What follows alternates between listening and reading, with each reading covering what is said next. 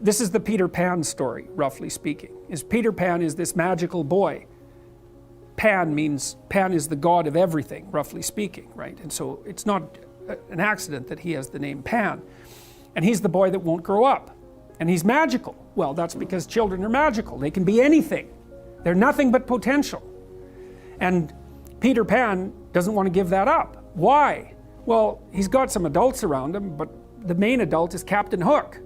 Well, who the hell wants to grow up to be Captain Hook? First of all, you've got a hook. Second, you're a tyrant.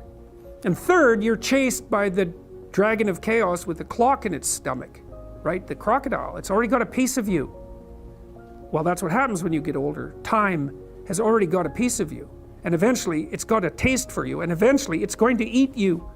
And so Hook is so traumatized by that he can't help but be a tyrant. And then Peter Pan looks at traumatized Hook and says, well, no, I'm not sacrificing my childhood for that. So that's fine, except he ends up king of the Lost Boys. In Neverland, well, Neverland doesn't exist, and who the hell wants to be king of the Lost Boys?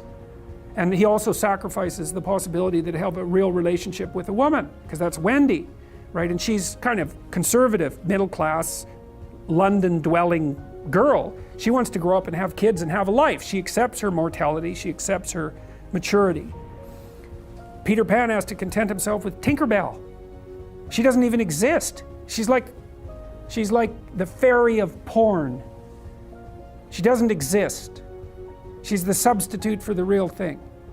And so, but the dichotomy that you're talking about is very tricky, because there's a sacrificial element in maturation, right? You have to sacrifice the pluripotentiality of childhood for the actuality of a frame.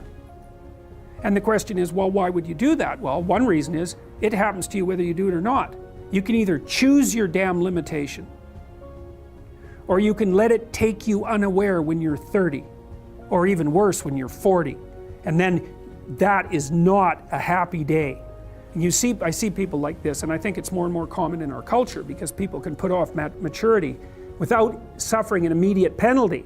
But all that happens is the penalty accrues, and then when it finally hits, it just wallops you. Because when you're 25, you can be an idiot. It's no problem. Even when you're out in a job search, it's like, well, you don't have any experience and you're kind of clueless. It's yeah, you're young, it's no problem.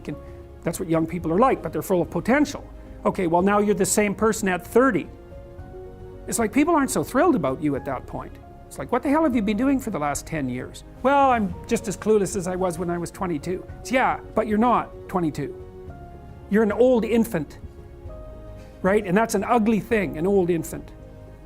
So part of the reason you choose your damn sacrifice, because the sacrifice is inevitable, but at least you get to choose it. And then there's something that's even more complex than that in some sense, is that the problem with being a child is that all you are is potential, and it's really low resolution. You could be anything, but you're not anything. So then you go and you adopt an apprenticeship, roughly speaking, and then at least you become something. And when you're something, that makes the world open up to you again. If you're a really good plumber, well, then you have some employees, you run a business, you train some other people, you enlarge their lives, you're kind of a pillar of the community, you have your family. Once you pass through that narrow training period, which narrows you and constricts you and develops you at the same time, then you can come out the other end with a bunch of new possibility at hand. And Jung talked about that. He thought that part of the proper path of development in the last half of life was to rediscover the child that you left behind as you were apprenticing. And so then you get to be something and regain that potential at the same time. Very, very smart. Well, he was very, very smart. So that's very wise thing to know. Yep. Sacrifice. And we'll talk more about that too. You get to pick your damn sacrifice. That's all. You don't get to not make one. So you're sacrificial whether you want to be or not. That's a good thing to know as well. So even though it's rather, it's a rough thing to figure out.